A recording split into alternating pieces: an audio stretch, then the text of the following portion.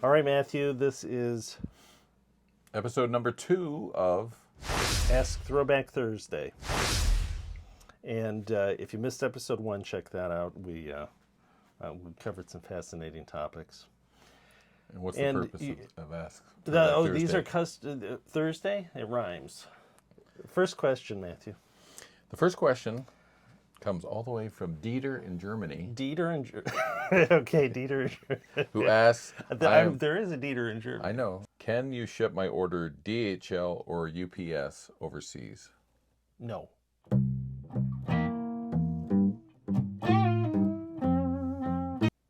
That's a short answer. Okay, let's move on to the next.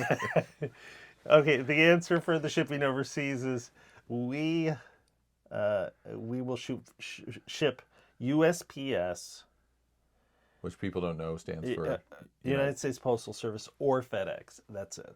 We have just found that anything else other than those two is an absolute and complete hassle.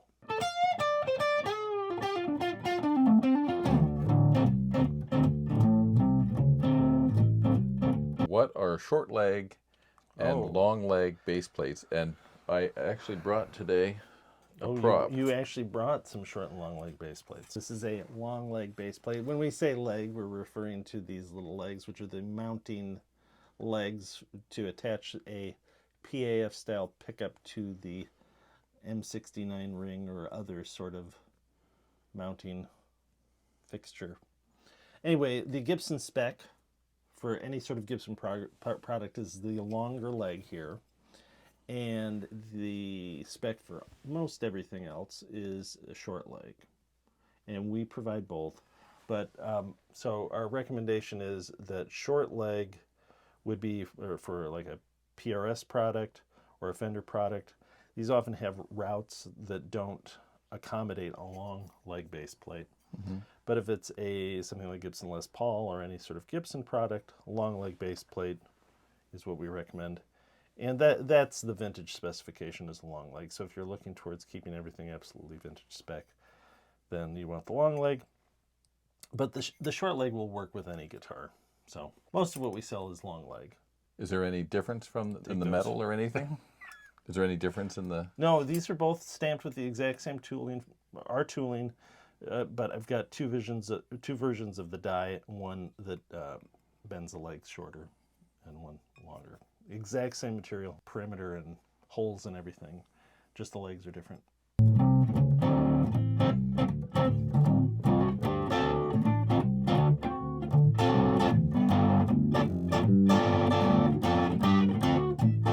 What is the tonal difference between hex core and round core strings? Okay. I do get this question. I got this question this last week. Okay. Hex and round core refers to the inner wire for the wound strings, so the E, A, and D strings on this guitar. There's an inner core wire. The classic arrangement is for it to be a round string core wire, but hex core, that's sort of the 60s era spec and anything before, and then hex core became the spec later on. It's sometime in the late 60s, early 70s. And what that means is that inner core wire has a hex-shaped side to it rather than a round core wire. Right.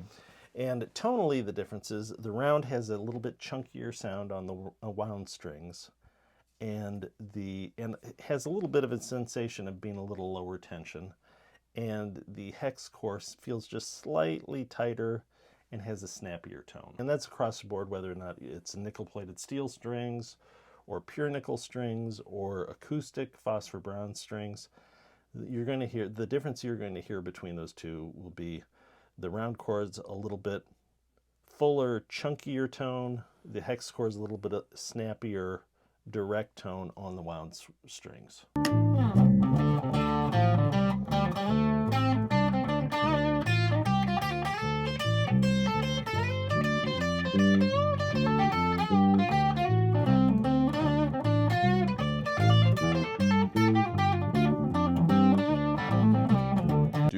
Buterite M69 rings change the tone of the guitar? Oh, I do get this question. Did you really? I do get this question. I thought that was made up. In fact, I never say that there is a tonal difference, because I don't know that there is, honestly. In fact, maybe I should do a video about this. But I have had 2 pro players tell me that they swore there was a difference in the tone. Really? Now, I guess it's possible. I know. Tell in case people don't know what the M69 ring is. M69 ring is the mounting ring here. We make our own with our own tooling, butyrate molded rings, and for guys that want a very exact vintage spec for their Les Paul historic or historic reissue, we make these and offer them. But it's a little, the plastic material is a little softer, more flexible, more forgiving about cracking than the plastic that is commonly used, and I guess it's possible that material spec difference would make a difference, but these are suspended by these 2 screws with springs, so it seems unlikely, but it's not.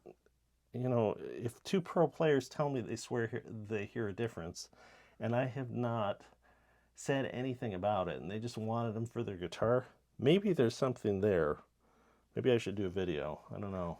Can you name the pro players? I don't know. I could. But you're not. Actually, one of them was Alan Hines.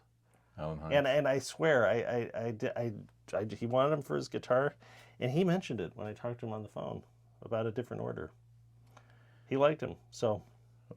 You assume that somebody who's a pro player. I guess there's no problem mentioning it. Usually, you find that their ears are pretty. Yeah. I mean, they're usually really into the, the fine details of the tone. So maybe there's a difference. Yeah. But I don't actually claim there is. But I thought it was quite interesting that someone of that note heard a difference. So cool. That's interesting.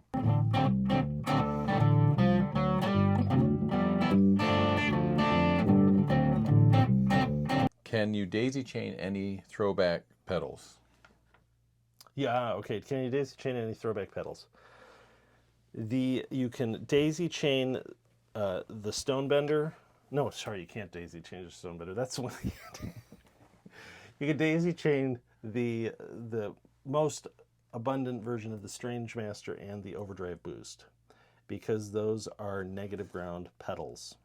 The Fuzz Haze and the Stonebender, you cannot daisy chain because they are positive ground, and you can use a isolated power supply like a single wall wart or something like the Voodoo Labs Pedal Power Plus 2 that has isolated jacks.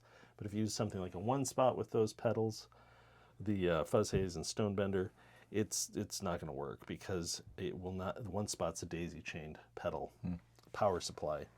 So Overdrive Boost, yes. The current version of the Strange Master and most of them that are out there, yes. The very early ones are positive ground, can't do it, but those two you can daisy chain, Overdrive Boost and Strange Master. Stonebender, no. Fuzz Haze, no.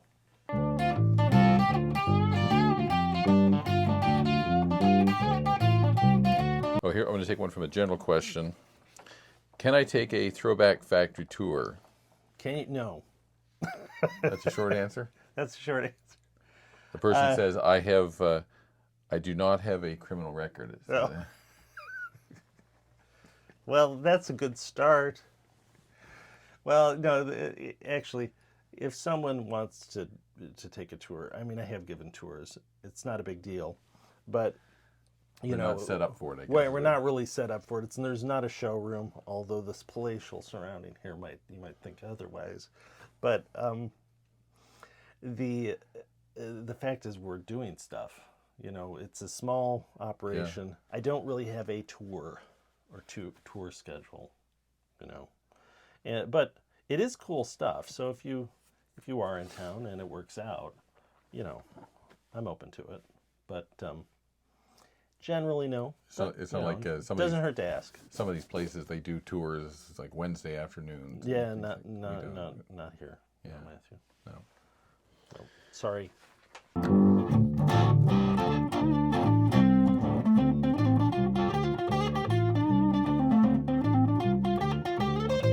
I see all of your PAF pickups have pickup covers. Can I buy them without pickup covers and will it matter?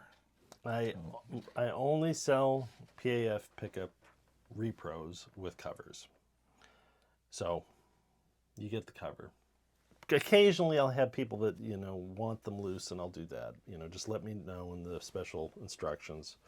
But, I sell a repro. The original item came with the cover. You get the cover. But also, too, I think even if you wanted it uncovered, you want to have the cover because... It completes the whole... Well, yeah. pickup. Yeah, and I sell the covers as a separate accessory, and they're pricey, so... If you ever wanted to resell the pickup, likelihood is someone wants the cover. And if you decided you never wanted the cover, you'd probably get a better price off of, Reverb selling it than I would give you a price break. So the answer is no, you get the cover, but it's a nice cover. Right. Sell a lot of them.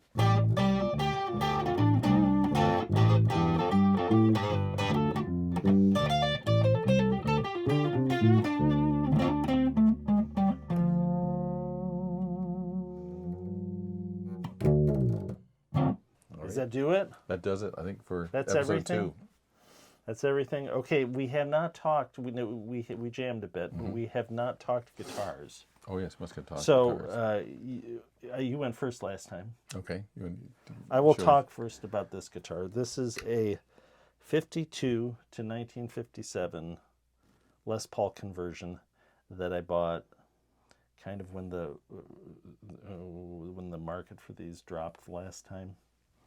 And it has a broken neck, but it was really well repaired, so you can barely see it. There's just a little line there, but that makes it so it falls into the affordable-ish range. The top's been refinished. Neck was reset, and the top was refinished. The guy claimed that I think that RS Guitar Works had refinished the top years ago, and it's nice. Nice weight. I think it's like 8.6 pounds, and it sounds really good. And they whoever did the conversion, they put the longer vintage stud anchors in here, and I got a vintage bridge and studs on it, and what's original on it then? The pots and the Grey Tiger capacitors on the inside are. I'll show the back of it. It's got like real wear on it. That's not relic. That's No, and let's see. Are the tuning pegs original? No, those aren't original. Strap locks or strap buttons. Yeah, the strap button's original. The finish on the back is original. The guy claimed that the neck has been refinished, and he said someone had shaved it, and it feels really good. It does not feel quite as thick as another 52 I've got. So maybe it was shaved, but whoever did it did a great job. Mm-hmm.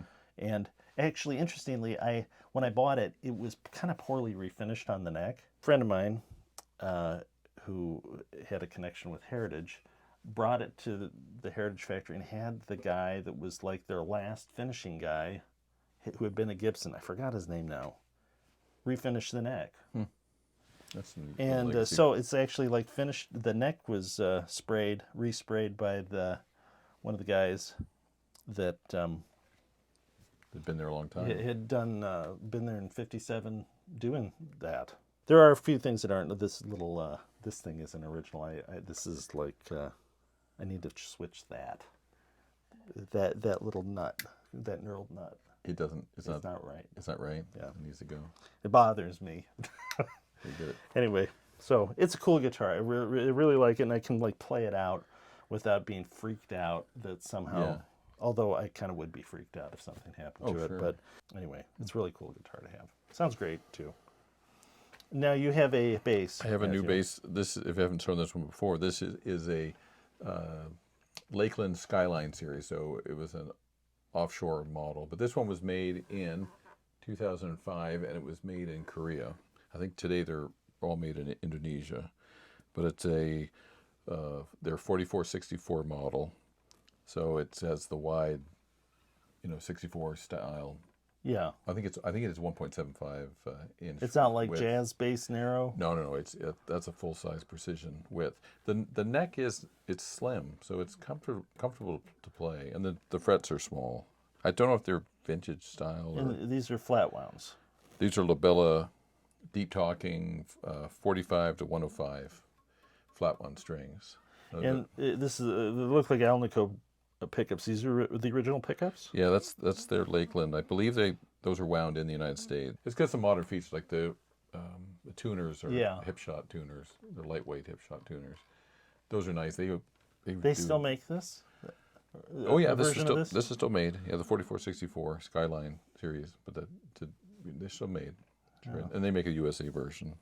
Very nice. Yeah, It's a full scale bass. 44. obviously, That's yeah. right, 34-inch scale. Yeah. And then you have your option on the bridge. You can either go through the bridge. And this is. Did you mention that this is an ash body? It is an ash body. Yeah. That's the only option with the Skyline Okay. series. It's ash. I think it's a 2-piece. And then you can go through the body, or you can string it just through the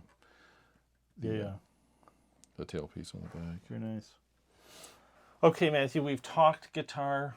We've played guitar a little bit. We've answered customer questions. So this is episode 2 of Throwback. Yeah, what? Ask Throwback Thursday. Yes, Throwback Thursday. So again, give us questions. We'll answer them. And we want to make sure to. Maybe you've got some question that we've never thought of. Yeah, I'm sure there are. Or we've never received, and we need to know it. So do that. Leave your questions and comments below, and subscribe. We want to grow this into the mega YouTube channel that it really should be. And click the bell for notifications for future shows, and thumbs up. We love that. And once again, thanks for letting Throwback be part of your search for great guitar tone.